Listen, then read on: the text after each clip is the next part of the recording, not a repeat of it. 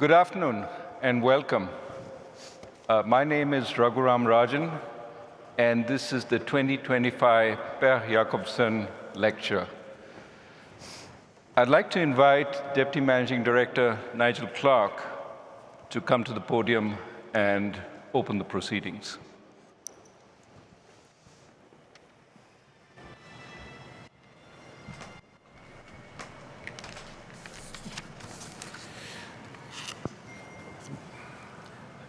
Distinguished guests, ladies and gentlemen, good afternoon.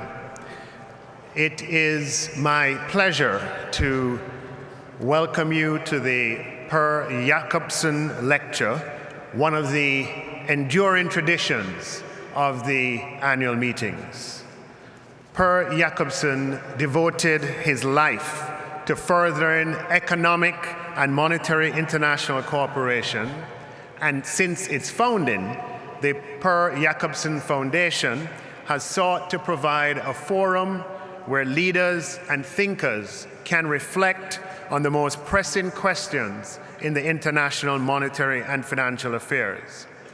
The goal is to spark ideas that guide us towards solutions. And this is why the work of the Foundation matters. This year, it is our great honor and distinct pleasure to host Tharman Shanmugaratnam, President of the Republic of Singapore, as the keynote speaker.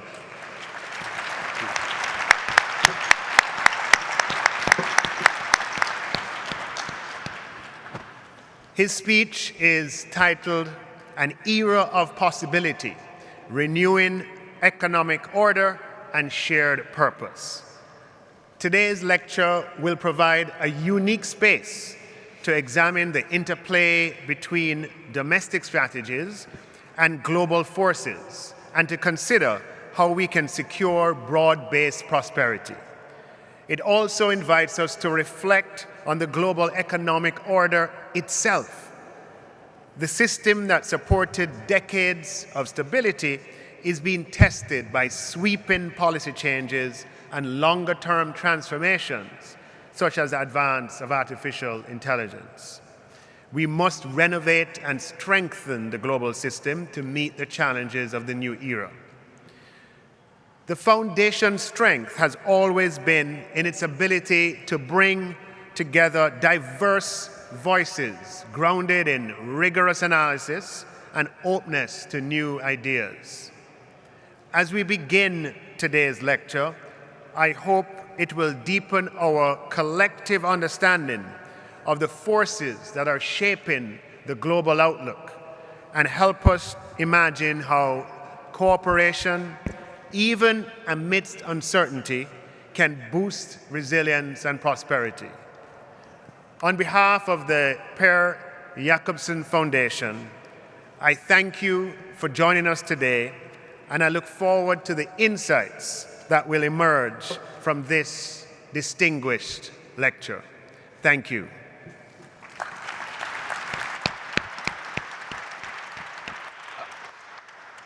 Thank you very much. DMD Clark told us about the foundation itself. Let me tell you a little bit about Per Jacobsson. He was an internationalist in every sense of the word, first at the League of Nations, then at the Bank of International Settlements, and finally as managing director of the International Monetary Fund. He saw times like these when trade shut down during the Great Depression and re-emerged after World War II. And he played a vital role in ensuring that happened, that the rules-based order emerged from chaos. He worked towards this at a time international cooperation and globalization was at an ebb, when trust was in short supply. And it is fitting that today we have President Tharman Shanmugaratnam, the President of the Republic of Singapore, to tell us how we can perhaps follow in the footsteps of Per Jacobsson and continue and rebuild the international order for these times. The president has held a variety of positions in Singapore other than the current one. He was managing director of the Singapore Monetary Authority. He was education minister, deputy prime minister, and senior minister. Unlike many with a technocratic background, he's actually won elections, including one for the current position. He also has had extensive experience on the world stage, chairing the IMFC and various international committees in areas that are widespread and are too numerous to enumerate here.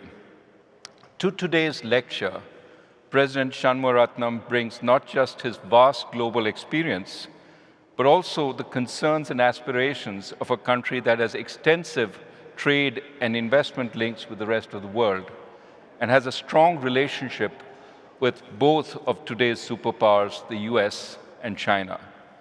Before I invite the President to the podium, let me also tell you about our two very distinguished discussants. Dr. Lael Brainerd is a distinguished fellow at the Psaros Center for Financial Markets and Policy at Georgetown University. She has served as a director of the US National Economic Council under President Biden and previously served as vice chair of the Federal Reserve, a member of the Federal Reserve Board of Governors, and also as undersecretary at the US Treasury for International Affairs. We also have Dr. Moritz Schularik, who is president of the Kiel Institute for the World Economy and also professor of economics at Sciences Po in Paris. His research includes financial markets and asset prices, issues in monetary macroeconomics, and the causes of financial crises and economic inequality. He's a recipient of the Leibniz Prize, Germany's most prestigious research prize. Let me now ask President Shanmugaratnam to come and speak. He will speak for about 25 minutes, followed by the two discussants. We will then start the panel discussion, which will include questions from the audience. So please join me in welcoming President Shanmugaratnam, who will speak on an era of possibility, renewing economic order and shared purpose. An era of possibility. Thank you, Nigel, and thank you, Raghu, especially for inviting me. And it's wonderful to be here amongst friends, many of whom I see in the audience.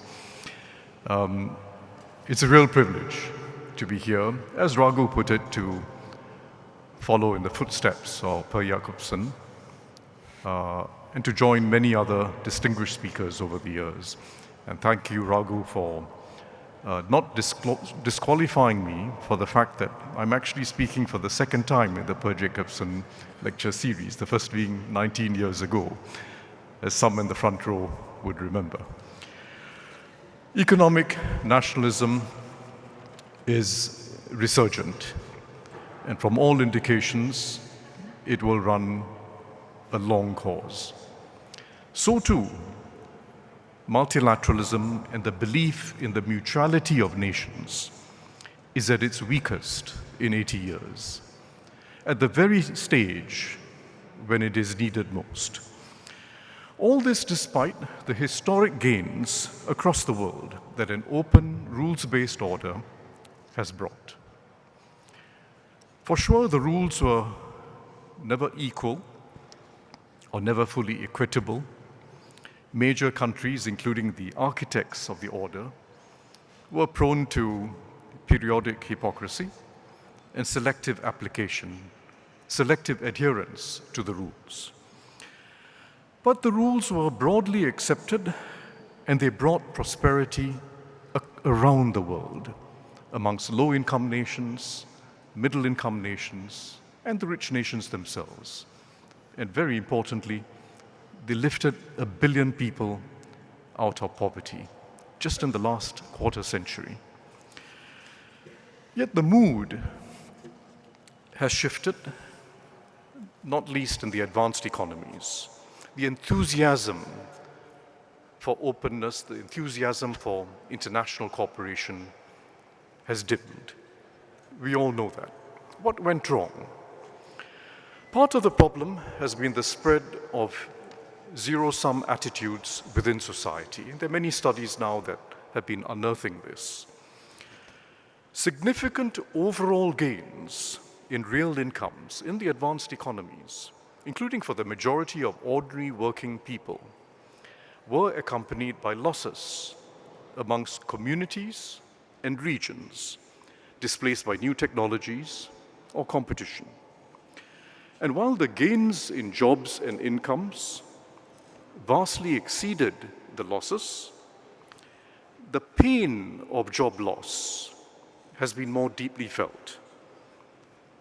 And the fact that job losses have been concentrated in communities has magnified the sense of injustice. And as studies show, these concentrated losses, compounded by fading hopes of upward mobility, have encouraged zero-sum beliefs. The sense that one group's gain can only be because another group has lost and has paid the cost. Winners and losers were always inherent in international trade.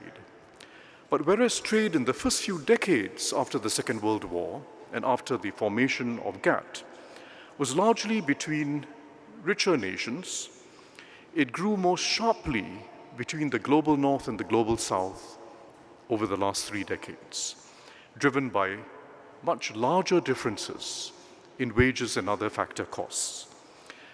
The gains and losses from trade were therefore magnified. This shift from North-North trade to North-South trade. But critical here has been the failure of domestic policies, the failure to respond adequately to workers and communities who were losing out. And in some cases, you even had support being reduced at the very time that trade was being liberalized, such as what happened in the United States with the Trade Adjustment Assistance Act.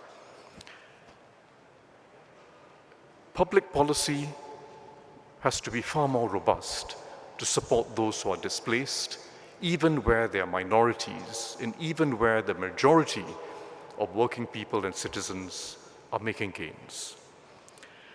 The signal shift now is the steady retreat of the United States from its role as the defender of open markets, and more recently, from international cooperation on climate change, global health, and support for a world where the global commons are now our largest challenges wherever we are. To be sure, the new economic nationalism is not so much a reassertion of national interests, but a shift to new beliefs on how national interests are to be secured. The US-led post-war order was not driven by charity. Its genius was to shape a cooperative order that promoted global prosperity while serving America's interests. The US, as the dominant power, paid large dues to underwrite the system, but it obtained much larger dividends in return in its economy and financial markets, and through the unparalleled soft power that it gained. There is little prospect of a return to that world, of a far dominant power acting with an expansive and enlightened sense of self-interest. It is commonplace to observe that we are past the unipolar world, at least in economic affairs. But the transition to a multipolar world will not happen quickly or smoothly. And in itself, multipolarity gives no assurance of mutual prosperity between nations and economic security. The transition gives greater reason for the renewal of multilateralism and the development of new forms of international cooperation. We otherwise risk a long and messy interregnum in global leadership and the risk of a self-reinforcing decline into global disorder. We risk a repeat of the Kindleberger trap, so named after Charles Kindleberger's observations of the risks that befell the world with the period of absence of global leadership after the First World War. And it's not difficult to see how a slide to disorder, into disorder, could occur through the persistent sidestepping of the principle that disputes should be resolved by rules and norms rather than by power, the balkanizing of technology, supply chains, and payment systems, the inadequacy of climate action that leads to the world crossing dangerous thresholds, such as the collapse of the Amazon's rainforests or the die-off of coral reefs, both of which now already foreseeable. The crossing of the tipping points that take us into irreversible shifts in the planet's ecology and likely harder to control global warming. The failure to avert the very real prospect of future pandemics and the accelerating spread of drug-resistant bacterial infections, and a continuing doom loop between domestic anxieties, fraying social fabrics, that feeds into distrust of both institutions and in global cooperation, in turn weakening national economies. That doom loop is entirely possible. We can and must avert this slide into global disorder. We must reset the rules and norms and develop a renewed multilateralism suited to this new era. Not merely for its appeal to common humanity, although we should never lose sight of that deeper reality, but because without international cooperation and collective action, it will be impossible for any country, large or small, to secure their own interests and to ensure the economic security that their people desire. The rest of my remarks will reflect on three key challenges that we have to address in order to renew and sustain this cooperative international order. First, we have to do better in creating good jobs and in supporting workers displaced by technology and competition. Second, the US and China will have to manage their relationship differently. And that will be central to how we avoid a multipolar world becoming a more polarized and dangerous world. Third, we have to breathe new life into multilateralism itself so that it can help solve the world's largest problems. This includes reforming the WTO, and it includes at the same time exercising agency amongst coalitions of nations so as to provide the scaffolding for the broader rebuilding of a new multilateralism. So let me turn first to the issue of good jobs. We cannot leave the creation of good jobs to the market. This is a lesson we learn from everywhere. Indeed, there is no efficient market for the creation of human capital, the development and continuous replenishment of skills, and the matching of skills with the changing needs of employers. Good jobs and the matching of skills to new demands must be elevated to the center of public policy. It is both good economics and an important key to social mobility. A vast wave of Gen Z youth in both the advanced economies and developing now confronts a generational challenge of securing jobs and being on that same ladder of improvement through their lives that the previous generation has experienced. In the developing world, it is a challenge of unprecedented magnitude. 1.2 billion young people are entering working age over the next decade. And on current projections, we will fall short of providing jobs for 800 million of them. It is a crisis on the scale we've never seen.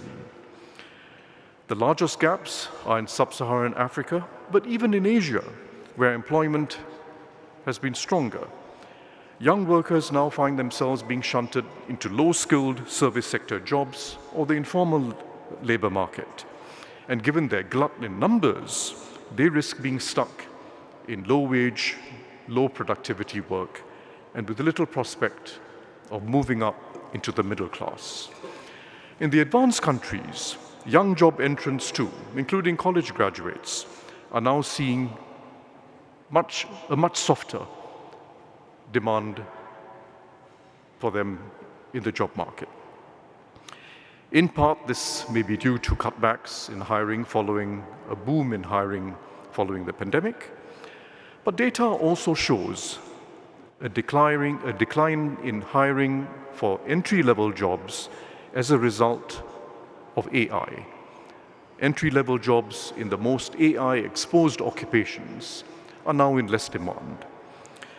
And if AI accelerates this erosion, we face the risk of a generation already scarred by COVID during their schooling years, now being doubly scarred by missed opportunities for a ladder of progress in their working lives. We have to respond, and we have to respond all across the chain of human capital development. First, better prepare young people during their years in education. One of the interesting things about the Gen Z upheavals we are seeing, from Africa to Asia to Latin America, has been a demand not just for jobs, and not just a demand for an end to corruption, but a demand for a new education system. It is a self-conscious generation, and they know they haven't had a good deal. They know they've been through an education that now leaves them unprepared for the future. We know what needs to be done.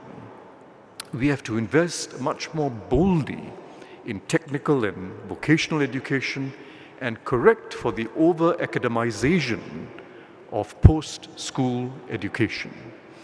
It's a challenge everywhere in the world, in the advanced world and in the developing world.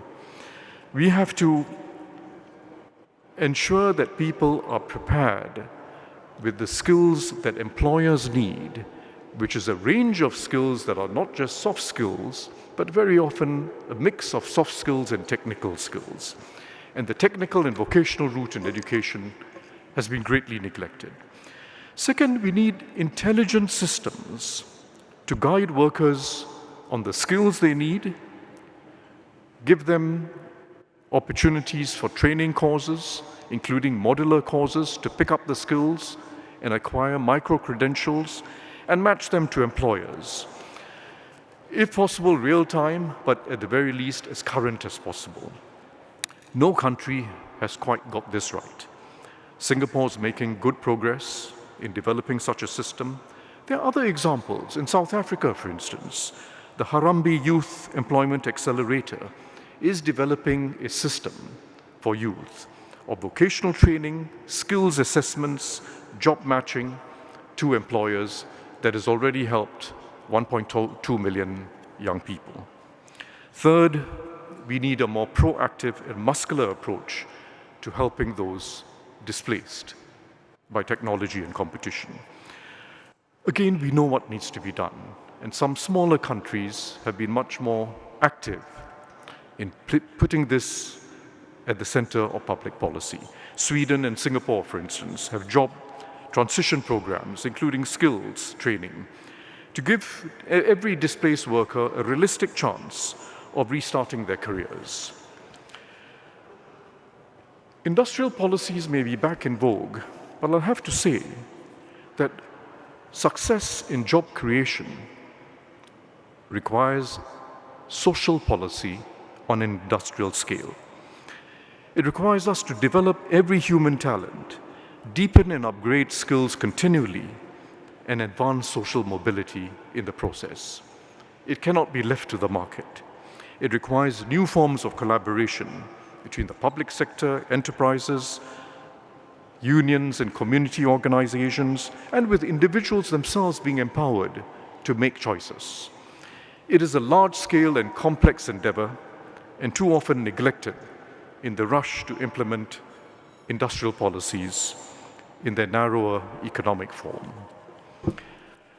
Next, I move on to US and China and the challenge of finding a new equilibrium. It is the most worrying fault line in international affairs, and especially with the perceived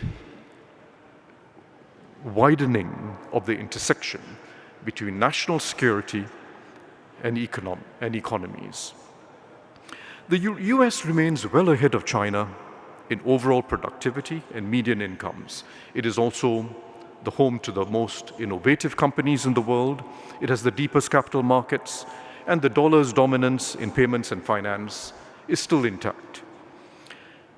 It has a significant overall lead in technology over any other nation. But the US has never before faced a competitor of such scale and emerging capabilities as China. And that has changed the political zeitgeist within the US.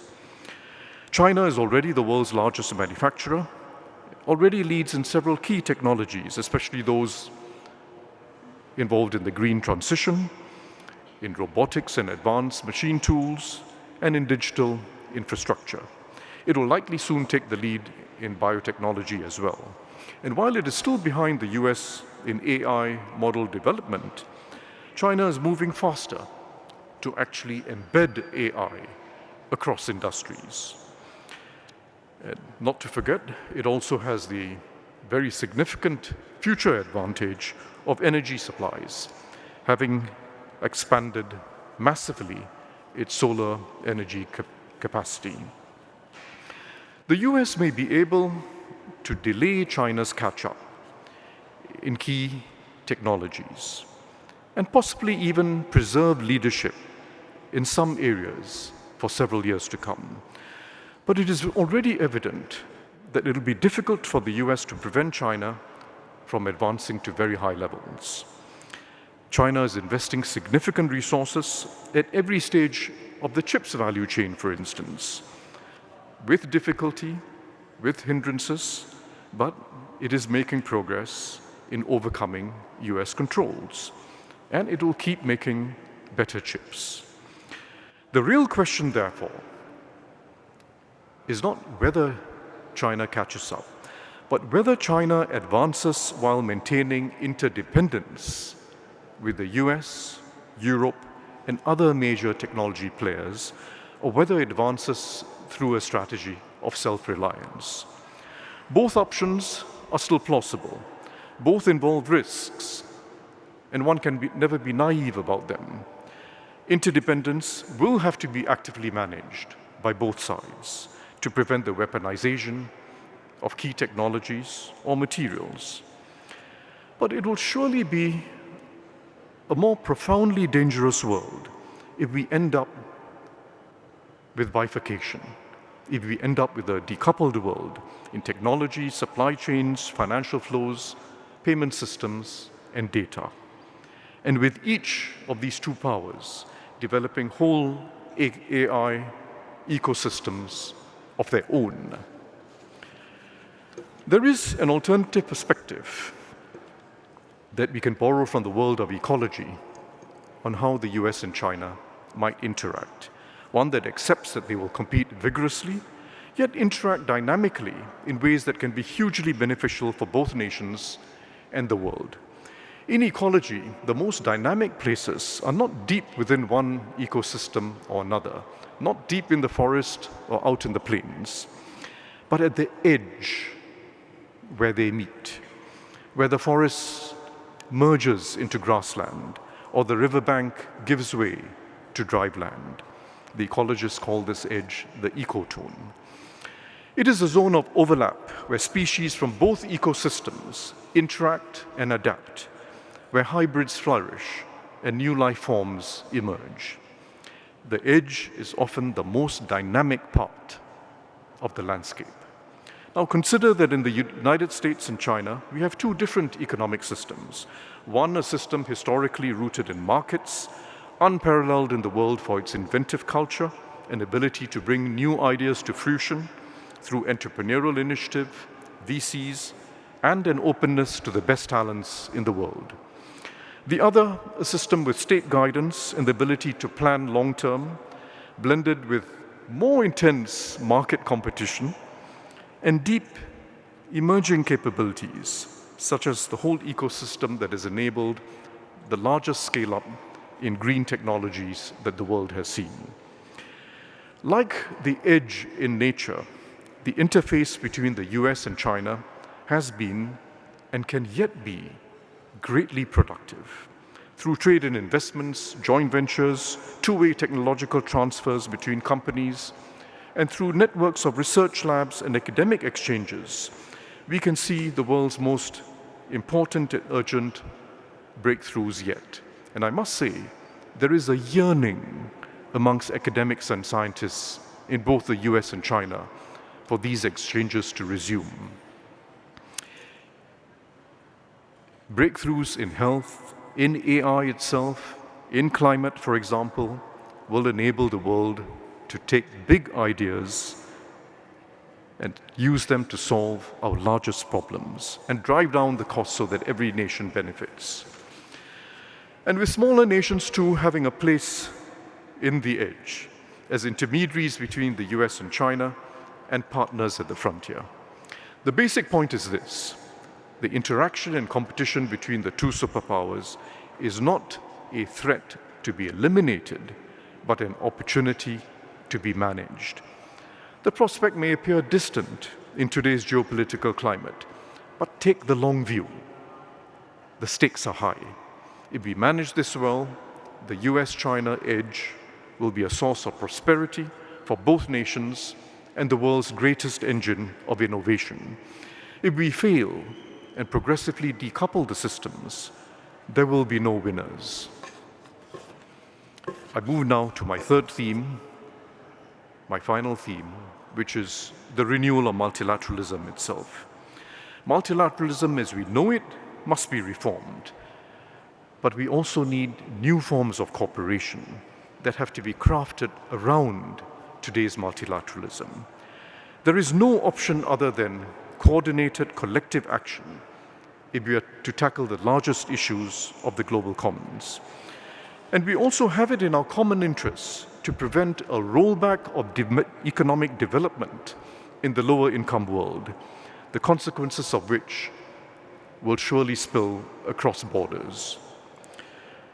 I will focus, in the interest of time, on just two issues: how we re-energize the WTO and the rules required for an open trading system, and how we establish a framework to govern AI, which is probably the most complex public policy challenge we have. On the WTO, it has taken body blows, but it is up before they count, as they say in boxing. The reason is simple. The vast majority of its members want the WTO to succeed. WTO members should now use the present crisis to move forward on issues that bedevil the system. Most urgent, we have to reform the WTO's consensus decision-making process. It is a treasured principle, but it has in effect been a recipe for paralysis. Several proposals have been put forward for reform. I won't go through them in detail. Singapore has made a proposal for responsible consensus, which seeks to give room for members to pursue their national interests while supporting the systemic interests of the membership at large.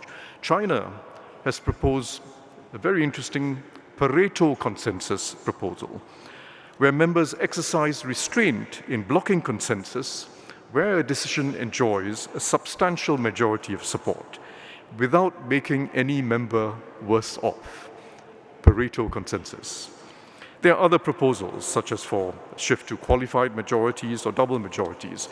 They should all be considered seriously because we cannot leave decision-making at the WTO paralyzed.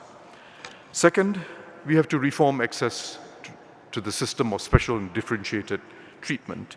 It's a critical component of the WTO for developing country members to participate meaningfully in global trade, but it should be needs-based, with criteria that are objective for how countries qualify, objective and flexible.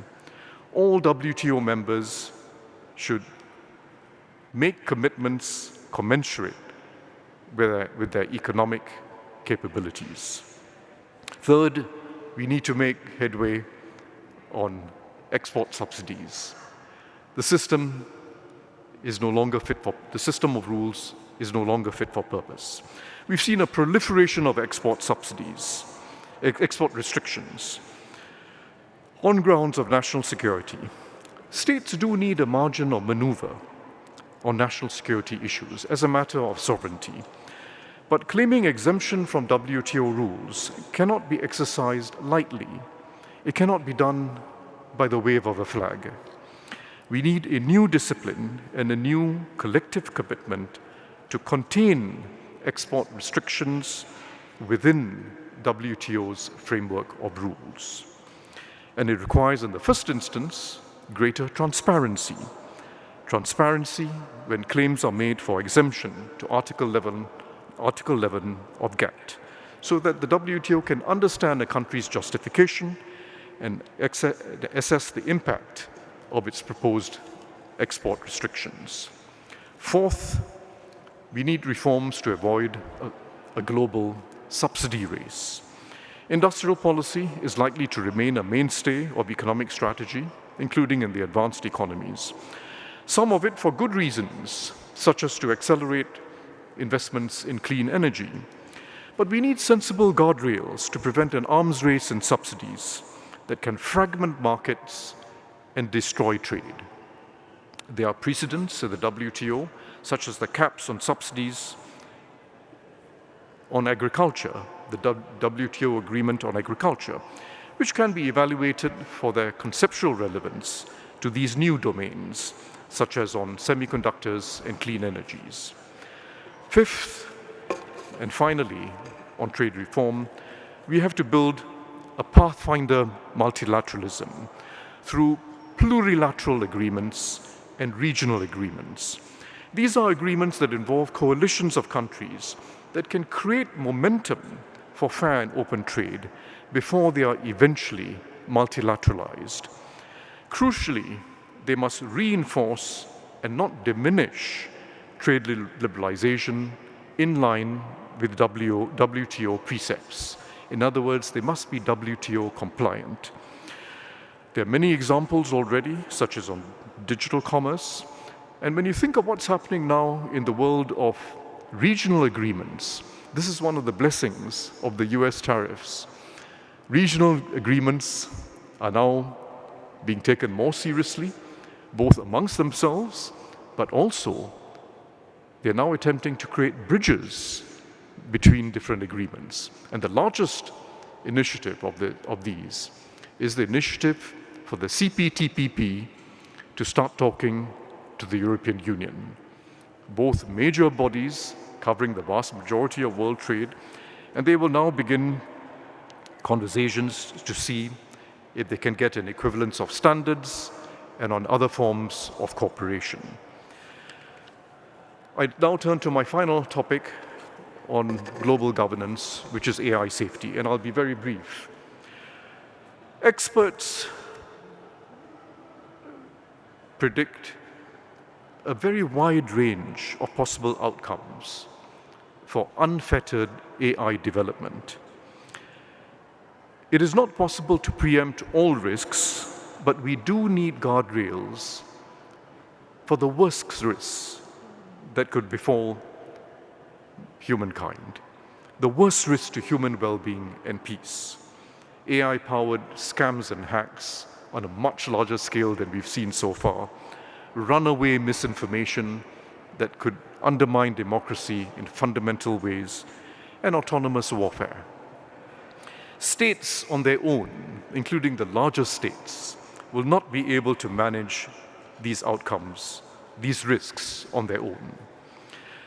We have to set up coalitions guided by science for the responsible development and use of AI. We need, in the first instance, the equivalent of the IPCC on climate change. We need independent groups of scientists coming together to keep track of this rapidly changing field of innovation and to advise governments on what the opportunities are and what the risks are. The United Nations recently agreed to set up an independent scientific panel on AI to provide that evidence-based assessment of AI's capabilities and risks. It hasn't yet been constituted, but when it does, it'll have 40 members, 40 scientists in their personal capacity performing this role. But the US and China, again, are key. They both have a common, it may seem a little distant from today's news and preoccupations, but they both have a common interest in AI safety. They have a common interest, for instance, when AI is embedded in health systems or transport, in ensuring an equivalence of standards, interoperability of standards. They have a common interest in ensuring that autonomous warfare does not get out of hand. And they would both have an interest in the recommendations recently made by a global commission on responsible AI in the military domains, commissioned by the Netherlands.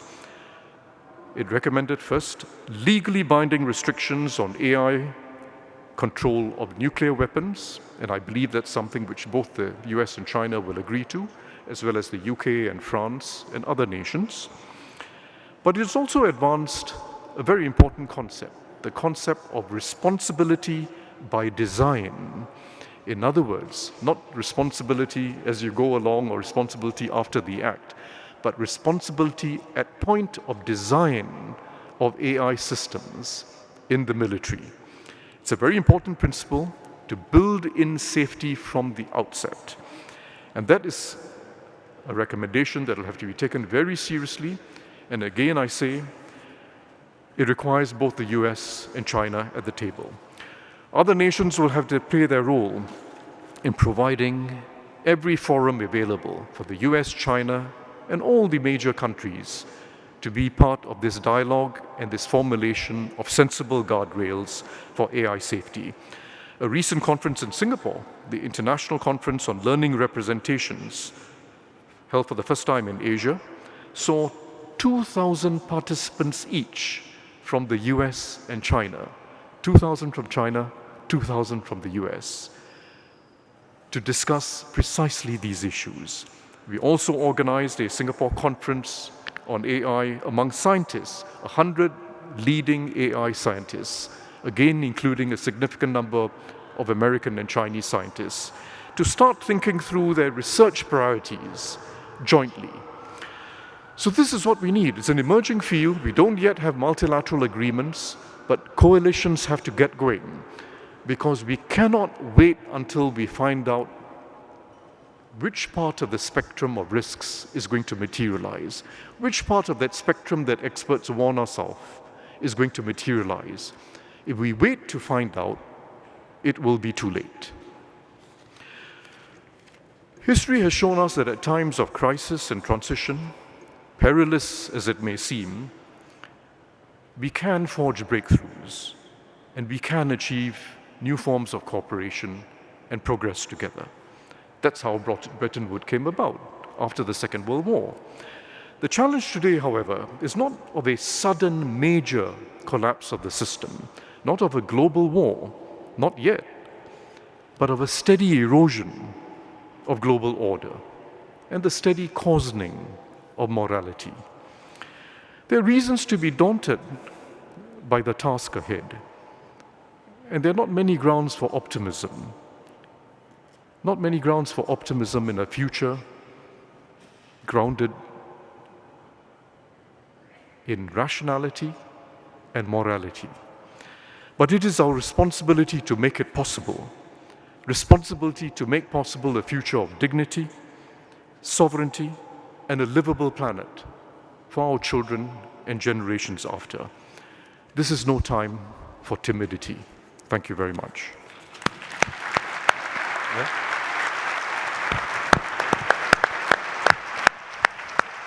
Over to you.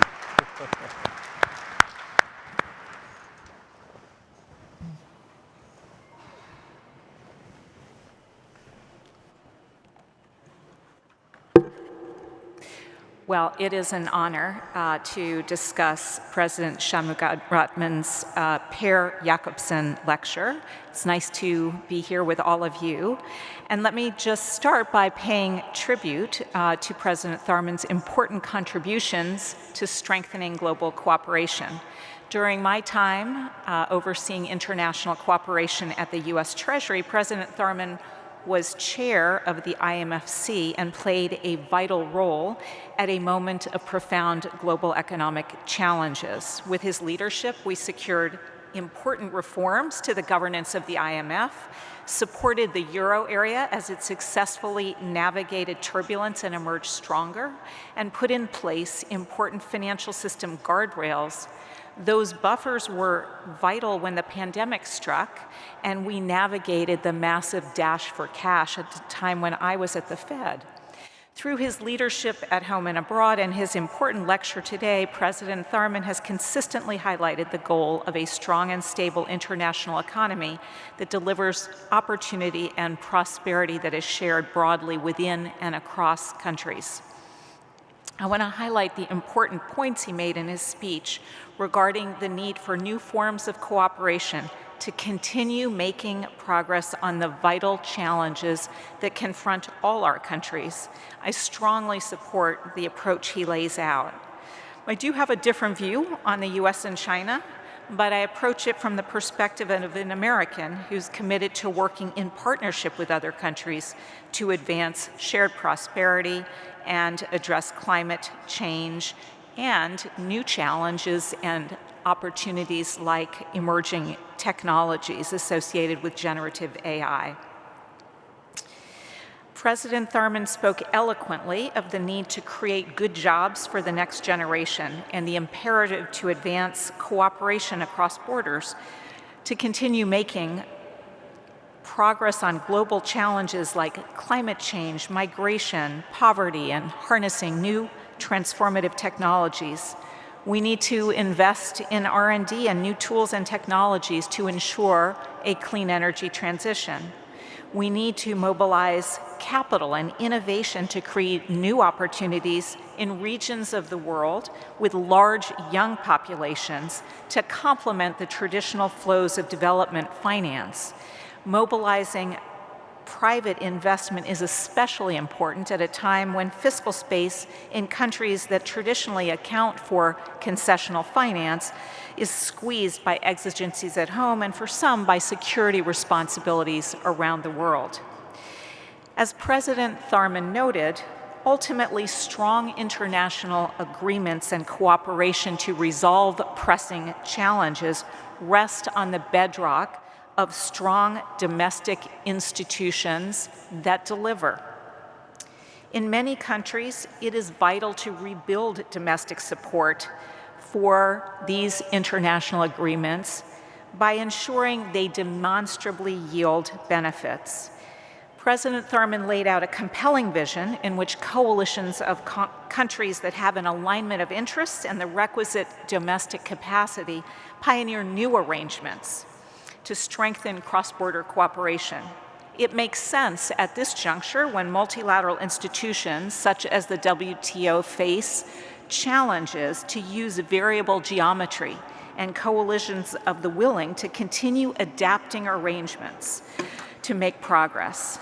President Tharman also noted that medium-sized and smaller countries may need to take the lead, and I agree. I do have a different view on the US and China, but I believe no less strongly that we benefit tremendously from engagement in international agreements and institutions. I believe that the fundamental rupture in the bipartisan consensus in favor of trade in my country would not have happened without the distortion to the rules-based international system that is associated with China's export-driven and non-market growth model. The speed with which China surged to dominance in global manufacturing value added, rising from a share of 1/20th in the late 90s to 1/4 by 2010 to nearly 1/3 today, wasn't a reflection of simple market forces, but rather of significant non-market distortions. And while the WTO's core rules-based architecture of MFN tariff rates works well between countries where prices are set by market mechanisms, the presence of significant state allocation of resources and discriminatory behind-the-border rules undercut the mutuality of gains. The WTO was not able to effectively regulate these kinds of distortions, but the IFIs, including the IMF, were also unable to rein in the accompanying global imbalances. As China's current account surplus swelled from less than 2% to over 10% on the eve of the great financial crisis, America disproportionately absorbed that massive shock. It is notable that today, as China moves its exports away from the US to other markets, countries are voicing concerns about exports flooding their markets. I think that speaks volumes to the fact that China's overcapacity is a global problem, and it was masked for too long by America's absorption of the excesses. Support for trade in the US is still actually pretty strong, just not when it comes to China. Fewer than half of Americans believe America benefits as much as China from trade between the two countries, but more than 70% of Americans believe that trade between the US and Mexico and Canada benefits Americans as much or more than their trade partners, even though the combined imports from those two countries is twice those of China. More broadly, tariffs are extremely unpopular with Americans.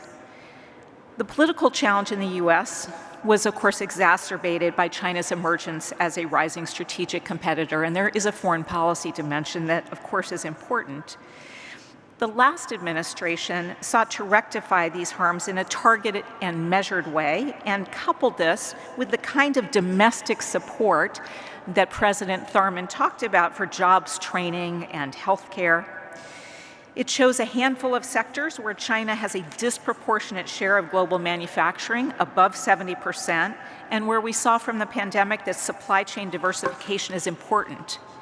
Those sectors were important either for national security or the clean energy transition, where the societal value generally exceeds what is reflected in the market value. In those priority sectors, it coupled high tariffs, but very targeted on China, with domestic support to offset state support in China. In doing so, it made working with allies and friends a centerpiece of supply chain resilience, building up resilience through partnerships, as in critical minerals, and it brought down select tariffs on friends and partners. Unfortunately, I believe America's current approach is profoundly misguided and will not be effective. I believe we should continue to deepen America's partnerships with allies and friends to build resilient, diversified supply chains in key sectors. Instead, the administration is raising tariffs to levels not seen for 100 years on all trade partners, including allies, friends, and small, vulnerable countries. Instead of a laser focus on countering unfair trade in a few sectors, current US policy aims to make tariffs a major source of revenue. That hasn't been the case for over 70 years, when tariffs have accounted for less than 1.5% of total federal revenue. The administration wants to go from less than $80 billion in tariff revenues to $300 to $400 billion a year, against the backdrop of revenue losses from a tax law that was passed this summer. Instead of working with friends and allies to diversify supply chains, the US is imposing high tariffs on close allies and partners. Some of our trade partners that share our interests actually faced tariffs in the US that were higher than those on China before the last week of escalation. Far from providing American manufacturers a level playing field, high tariffs on inputs are hurting America's manufacturers and exporters. Far from strengthening the fairness of the global trading system, which is, of course, the ultimate goal, today's policy appears to be a rejection of that system. We've also seen a rejection of policies to support the clean energy transition. despite the reality that AI compute needs put a greater premium than ever on developing new sources of energy. We've cut vital U.S. support for global health programs and other foreign assistance that has been shown time and time again to be a smart investment that pays off for America and for the world. It's worth noting that these international disruptions are actually mirrored by even greater disruptions to our domestic institutions, challenging the rule of law, challenging our research infrastructure, undercutting America's ability to attract world-class talent, and taking an expansive view of executive authority that risks undermining the independence of our central bank and weakening the global role of the dollar. So for the United States, the first priority has to be to strengthen the rule of law, the independence of the Fed, checks and balances from the legislature. We have to develop political support for a fiscally sustainable model that funds training and health to support the kinds of transitions that President Tharman was talking about, as well as clean energy infrastructure to ensure all communities can thrive. Even with recent disruptions, our capital markets remain among the most open in the world. And foreign investors and companies are participating as our private sector leads the way on transformative technologies that are propelling a massive wave of investment in related industry and hold great promise at home and abroad if properly risk managed in the ways that President Tharman was discussing. I want to leave you with two thoughts. First, when a robust democratic country who's been a long-standing supporter of the multilateral system notes that sustaining domestic political support is becoming increasingly difficult unless the system sustains important reforms, I would take that seriously. Second, I agree with President Tharman that in this moment it is important to keep moving forward, and the momentum must come from groups of countries who have the capacity and the vision working together as coalitions of the willing to make advances on the common challenges that he laid out. The important reforms that I noted earlier during President Tharman's leadership of the IMF all came together by building on agreements among informal, smaller groups. The seeds for the euro area's eventual success were planted, among other moments, on a rainy night at an informal meeting called at the last minute on the margins of the Cannes summit, where everyone overcame their own misgivings and tears of frustration and decided to keep Greece in the euro area. The seeds of the critical financial reforms that were ultimately adopted in the FSB came together in the margins around the Toronto and London summits. And the basic deal that gave key emerging markets greater voting share at the IMF started to form in side meetings in Pittsburgh. In each case, mid-sized and smaller countries punched above their weight and made important contributions. I know it's a trying time for America's friends and allies. I appreciate very much the vision that President Tharman is laying out to make renewed progress, and I deeply believe America must participate, although it may take some time. Thank you.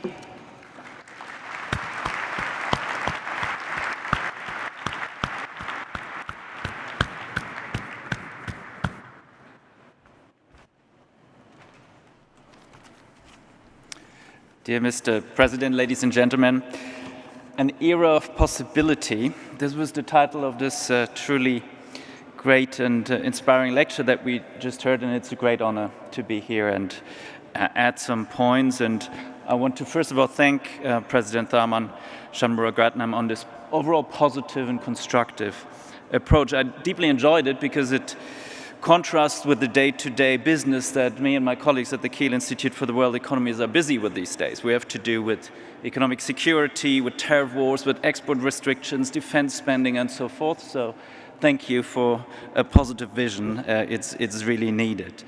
I want to make 3 points today that underline some of the issues that were raised in the important lecture we just heard. And they will heavily draw on our work at the Institute and on geoeconomics and on rethinking the playbook of global economic integration when economic relations become entangled in great power politics. And I will speak as an academic, and I will speak as a European, and let me also see if as a European and European efficiency I can make up a few minutes and leave us time for discussion. So I want to start by quoting a famous other European, namely Montesquieu, the author of the famous Spirit of Laws, the intellectual godfather of the separation of power. This is also an issue that's very much in play these days. For Montesquieu was not only the intellectual father of the separation of powers, he was also the father of the idea that economic integration is not only a means, and international trade is not only an economic tool, but also a force for peace and stability in the world. So let me quote this famous passage on the idea of du commerce in Montesquieu. Commerce is a cure for the most destructive prejudices, for it is almost a general rule that wherever we find gentle manners, there commerce flourishes, and that wherever there's commerce, there we meet with gentle manners.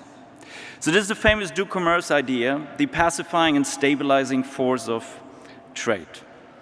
And it became the intellectual bedrock, if you will, of globalization, namely the idea that international economic integration, globalization, is not just a force for efficiency and welfare, but it also serves a political purpose of stabilizing and pacifying. It has a political dimension. By tying together different countries, they become intertwined and interdependent, which in economic language increases the opportunity cost of conflict. So we end up in a safer and more peaceful world. As the President noted, the economic promise of globalization, of efficiency, of welfare has worked out in the aggregate. But many today are looking at the world and are diagnosing that the world has not necessarily become more peaceful and more stable, and that many countries are divided and polarized after 20 or 30 years of globalization. Now, it's clear that globalization is not the only game in town, and we're talking about many other factors, but it was an important part of the policy cocktail of the past 30 years. So what went wrong? Where did Montesquieu's logic fail? Where externally and internally globalization, trade integration would bring not only efficiency but also peace. First, as President Tharman said, globalization clearly had distributional effects that gave rise to dissatisfaction and the rise of economic populism and nationalism. And these in turn can lead to volatile politics and international tensions. More on this later. Second, economic integration creates new dynamics in the international economy, something that Montesquieu arguably had not anticipated. Some countries thrive on the possibilities offered by openness, and the growth impulse coming from trade then translates into domestic growth, technological upgrading, and growing financial and military resources. As a result, the balance of power slowly changes, and with this process, to use a memorable phrase from our moderator, new fault lines emerge in the international arena. It is probably fair to say that China thrived in the global economic order that the US and Europe provided, and it allowed China's export-focused development strategy to flourish. Yet over time, the resulting shift in power can be at the origin of new fault lines. Third, economic integration results in interdependence. And along the lines of Montesquieu, this should, all else equal, raise the opportunity cost of conflict and make the world safer. Yet when interdependence meets the existing asymmetries of the global economy, where there are large countries and small countries, differences in size and technological capabilities or in access to raw materials, interdependence, two-sided, can turn into dependence, one-sided. And dependence then means power. Dependence can be weaponized or threatened to be weaponized. And if the underlying economic relations are asymmetric, then the economic integration, trade integration trade dependencies become a strategic asset that can increase rather than decrease the risk of conflict. This brings me to the second point that President Tharman discussed, and namely, and it connects directly to the possibilities of our time. I mean the issue of keeping multilateralism alive, to even think ahead into the next into the next decade. Many of us have intellectually grown up with Charles Kindleberger's idea of hegemonic stability. Namely, the idea that you need a hegemon that provides the public good of an open trading system, of an open financial system possibly, and someone who enforces the rules and reduces free riding. And the dominant narrative is clearly that after World War II, the US provided this hegemonic stability in an enlightened self-interest. Yet the benefits of openness and rule-based trade also accrue to strategic competitors if they participate in that system. And if strategic competitors grow in importance, the hegemon will over time become less and less inclined to provide the public goods to sustain the system. The hegemon might even become more selfish. A declining hegemon might instead use sticks and carrots to bring countries into its zone of influence and stop providing the insurance. So instead of sustaining public goods, this might lead to the emergence of clubs of smaller countries, of regional agreements, of flexible geometries and non-alignment in maneuvering between the hegemons. So this story does not bode well for the future of multilateralism per se. It really strengthens the message of President Tharman that new forms of cooperation are necessary. And my recommendation for the EU is to remain a champion of openness and rule-based policies and also seize the opportunities, but we clearly need to think about new ways to maintain this open and rule-based system. My last point then concerns the economics of populism and nationalism that President Tharman talked about. I can say something about this as an academic. I'm the co-author actually of the paper that appeared a couple of years ago in the American Economic Review, and we studied the economic effects of populism and economic nationalism. So we looked at the history of the past 100 years of populist leadership and the policies and the economic consequences that followed. The first finding is very clear. The policies adopted are different from the ones that the fund and others would typically recommend. They are supposed to be different. This is a feature, not a bug, because populism thrives on anti-establishment, anti-system messages. These policies are also costly. We find that the cost of economic populism is about 1 percentage point of growth per year, adding up to substantial amounts over time. The main channels are protectionist trade policies, nothing that you haven't heard of recently, boom and bust macro policies, unsustainable public finances, but most importantly, in the long run, the decay of the institutions supporting an economic level playing field, the rule of law, and fair competition. Again, remember, this is a feature, not a bug. Populism is by definition an anti-system movement, and that explains its success. Why should it leave the system the same? I want to close with an idea and a thought that I find rather discomforting as an international economist, but I want to share with you anyways. If we see rising populism and nationalism as a cost of globalization and something that we need to counter through industrial and place-based policies or even through more redistribution, then economists need to do what they do best, namely think about the costs and benefits. So if we assume that such policies are costly, then weighing the costs and benefits necessarily leads to the question about where's the point where the benefits of pushing globalization further equal the costs we have to pay and the policies we have to implement. This point then would mark something like the optimal level of globalization, let's call it G star, beyond which we might not want to push economic entanglements of nations any further. So our and your task in the room might well be in the future to navigate our economies towards G star, this optimal level of globalization. And with this, I hope we have some time for discussion. Thank you very much.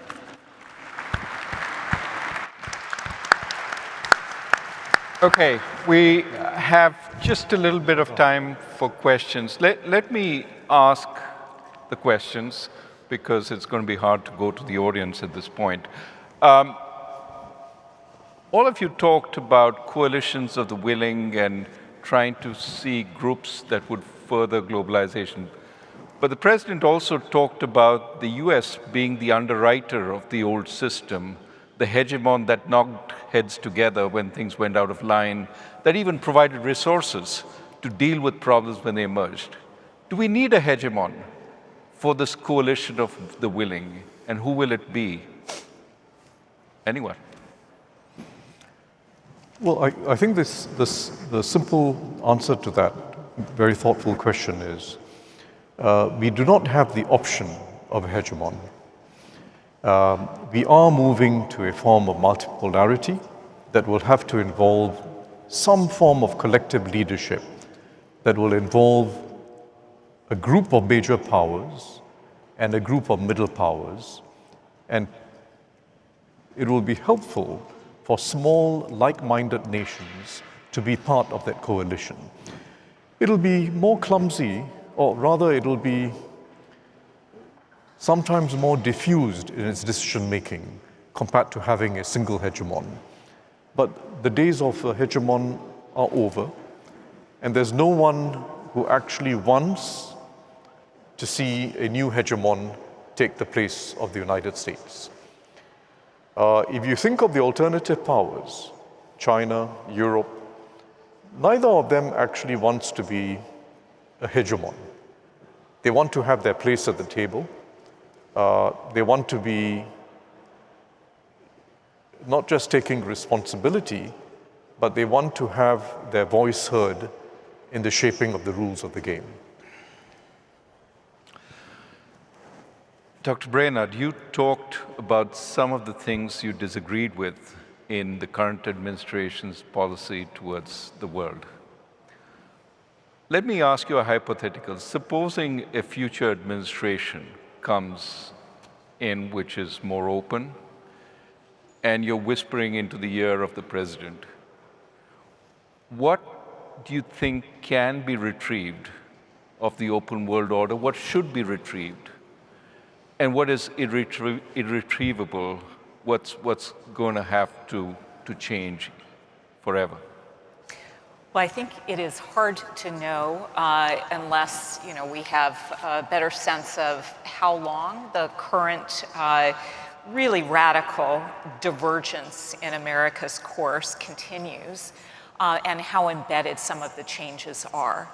But if this kind of a transition takes place where things have not been too deeply disrupted, and by that I mean the US continues to have an independent Federal Reserve and a strong rule of law, and Congress reasserts its traditional role of providing some checks and balances, in that kind of a world, you do have a very deep bipartisan tradition in America of engaging internationally and trying, in fact, to be a catalyst.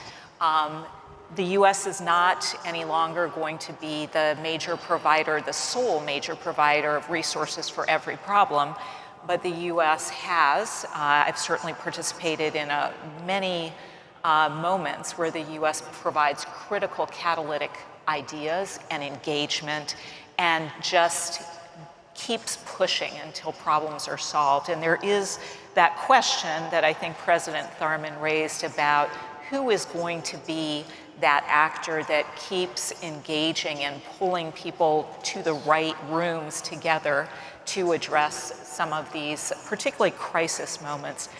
So my hope is that there is a pushback. I think the American people are very uncomfortable with some of the changes. There is actually deep support in the US for the kind of foreign assistance in global health and in poverty and for humanitarian relief. There is not support for high tariffs on our friends and allies. And so my hope is if the transition takes place sooner, that you will see a renewed political, public support for some of those things, albeit in an evolved role. Dr. Shularik, last question, and we don't have a lot of time, but what role can Europe play as we keep the flame of global cooperation alive? And how does it overcome the internal forces which are also pushing for isolation, etc.? Right. So I think the EU can potentially play a very big role. It is the ultimate Montesquieu project. It is the project of peace through trade, peace through economic integration. So it has to teach a lot to the world, I think. It's also a place where there is a rule of law. The decision-making in Europe is so complicated. Once we've arrived at a decision, it stands because you can't undo it. And it's also clearly a place that values stability, sometimes too much. I wish we had a little more growth and change. But in that sense, it is clearly a force, a power that can uphold, be a champion of openness and rule-based trade. To do that, it needs to have in other dimensions, in geopolitical dimensions, security dimensions, the means to act freely, which it currently cannot do. So this is a clear priority for Europe in order to assume that role. Well, with that, I have to recognize we're out of time, and it remains for me to thank this wonderful panel, the President for that wonderful speech, and also the great discussions. And thank you all for coming to witness this. Thanks.